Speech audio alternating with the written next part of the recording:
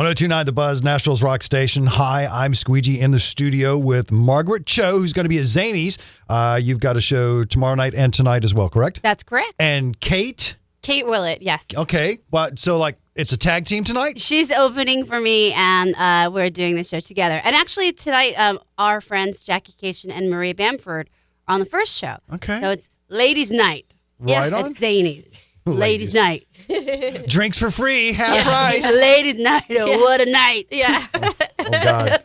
Wait, are you referencing Kool in the Gang? Was that Kool in the Gang? Yeah. Oh my God. Did you see them open for Van Halen? What was it, like 2 years ago? Oh my God. When they did the whole big comeback tour and stuff like that? Wait, with DLR, with actual David Lee Roth? Yeah, man, with David Lee Roth. Wow. And Kool in the Gang opened up. I think I would be crying. The only way that could be better would be the Commodores opening. No doubt. If I saw the Commodores, I think I would just really cry. I love them. Were they like your favorite band of the 70s growing up? You know, I love Lionel Richie. I think he's a really amazing talent. He's really, really good. And the Commodores is all him. And so, I don't know, that's just one of those things. Like, it's like the Commodores is one of those references that people forget. Oh, great. Right? So great. I remember watching, I was on American Bandstand. They were like, so how'd you guys come up with the name? We were like, looking in a dictionary and close our eyes and point. And they came like that close to becoming the Commodes. Oh, yeah, I was almost. Like, almost. So, Margaret, you're going to be on Dancing with the Stars. Oh, no, I was on it. Oh, you were? I was on it. I was voted off really early, which is really sad. But it was crazy because I was on it in, I think, 2011 with the Palin family, with Bristol Palin. And so there was bomb dogs all over the set, which is like crazy because she had to have a lot of security. And I also met Whitney Houston. Wow. There. Brandy was on there. And then I became very close with Michael Bolton. Really? Who is amazing also. He's a great guy.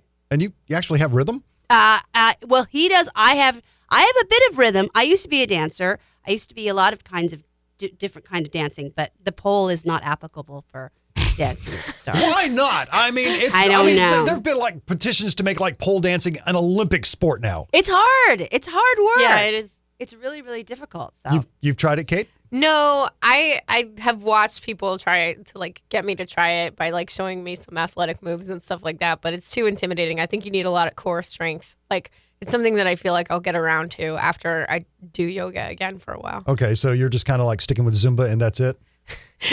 Yeah, just yoga and running and stuff. I don't have that like hardcore like arm strength that you need for pole dancing. It's really pole dancing is really hard. intense. Yeah. Okay. And especially doing it like it seems impossible in high heels too. yeah. Makes it actually a little bit easier, oddly. Oh, weird. Yeah, it's weird.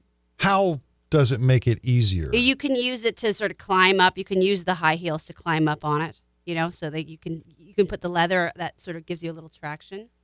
It's very tricky. Like one of those stakes for rock climbing. Yeah, kind of. I learned from I lived in Atlanta for a long time, so I learned at Booty Clap University, which is where I got my degree. Nice. All right. Awesome. Very cool. Now, you've also got a new show on TLC. TLC, yes. Yeah. All about sex? Yes. It's like a really dirty version of The View. It's like The Screw or Oprah. Oprah. Yeah. Nice. It's an advice show. Have you thought about having Dr. Ruth on? I would love to. She's a genius. I like Sue Johansson, too. All those like sex experts, like, where are they? She was great. They're both great. And also, Dr. Joyce Brothers. Okay, what made you become obsessed, if you will, with? Okay, so that you're doing sex wrong. Yeah. What happened? Where did that come from? I think I learned a lot about it, and I when I was really starting out as a comedian, I had a job making at a leather store, and then I went to become on the board of directors of Good Vibrations, which is a vibrator store for women in San Francisco. So I've been on the board there for years and years. So I've tried every sex toy in the world. I'm looking this up right now to find out if this is true. Where's that Wikipedia page? I just need to know. Are there photos? Yes. I'm very experienced in all this, so it's cool. All right, very cool. So, yeah. I mean, like, you don't necessarily have, like, a degree or studied in school. No, I don't have a doctorate, but I do know a lot about it, so I can speak to the experience. All right, fantastic. And I can Kate, show people everything. have you been on the show? Have I? No. No? I thought you were going to ask me if I've tried all the sex toys. No, not all of them. No, not all of them? Life is long, though. That's right. Yeah. And remember, YOLO is not real. Yeah. YOLO is not real because you live every day. You only die once. So YODO is the actual phrase that they should that's say. better. Yeah, it's much, much better. All right, so you got a beef going on right now with the Oscars. Apparently there were some snubs in the memorial. Oh, I know. They snubbed my mom, Joan Rivers, which is like so sad because I know that actually would have really hurt her feelings. Yeah. She was very proud of her work with the Oscars. She created the red carpet, you know? You're right. She really, initiated that, and it was for the Oscars, and she'd been part of that family for, a really long time. So, and also Taylor Negron and Elaine Stritch, but the Taylor Negron was really hard, but they did a really nice thing about Robin Williams, which was great. Yeah. But yeah, with Joan, I was really disappointed about that. Do you think that it's actually, I mean, it's unfair, I guess you would say that, well, we're just going to leave these people out. We'll put them in next year. It's like, well, that's 2 years after the fact. I don't know. I think it's really because they want to focus on people who are in the Academy. They want to focus on the people that actually are part of the voting Academy, and that's why they honor them. But, I think Joan was an outsider, but she was still part of it, too. Okay. Well, so that's what it's all about. It's about politics? I think so. It's very political, and it's very, I don't know. They just need to sort of have some rules, I guess, but it's sad. I didn't watch the Oscars this year. You didn't? I didn't. I was like, I think like iRobot was on, so I watched that, and then John Oliver. Oh, yes. And then that was it. Very good. So when did you become all involved with tattoos and ink? Oh, I grew up around a lot of people who were getting Ed Hardy bodysuits and Bill Salmon bodysuits, like very, very early on. And then Ed Hardy started tattooing me in, I think, like 2000. Yeah. And so he does a lot of my work. I get Chris O'Donnell. I have Chris Clean. I have Mr. Cartoon. I have Kat Von D. I have Mike Davis. I have a lot of different people all over. It's a very big kind of project. It was kind of a shock. All of a sudden, it's like, Margaret Cho, and then all of a sudden, Margaret Cho, and you're covered with ink, and you're like, yes. When did this happen? What brought this on? Why did you say, I just want a tattoo? It's slowly been growing. I mean, I think for me, it was always something that I knew I was going to do.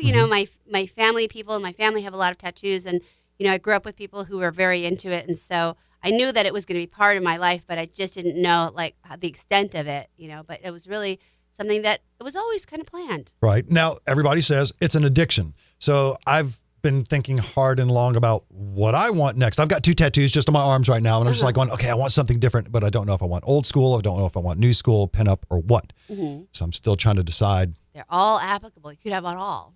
They are addictive. Right? Somebody was like going, get a chest piece. I'm like, no, I don't want to. That really hurts. Yeah. That really hurts. Where's the most painful place you've got? Behind the knees. Oh my God. Oh, that sounds really awful. Behind the knees and kneecaps. I have not Benjamin Franklin. I have Benjamin Franklin on my back, but I have Abraham Lincoln and George Washington on my kneecaps. That sounds like something the mafia would do to you if they wanted your secret. Yeah.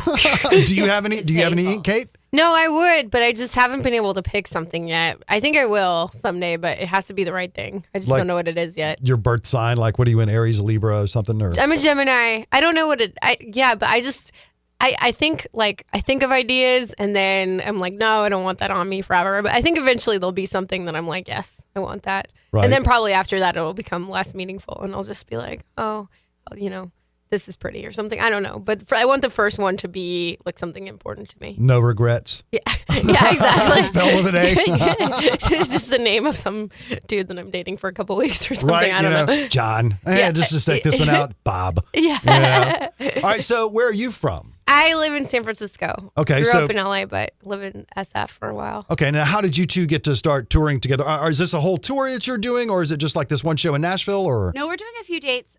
We started working together last year because I was coming to San Francisco, and so then Kate and I did shows, and then she's part of my homeless outreach. I have a homeless outreach that I do in San Francisco called Be Robin, which is continuing Robin Williams. His kind of very important work with homeless people. So we're sort of doing that. We do like street shows. Cool. And we give food and clothes and money away. And so Kate was part of it, and I did it with Bob Mould and all these other sort of like different musicians and comedians. So that's how we started.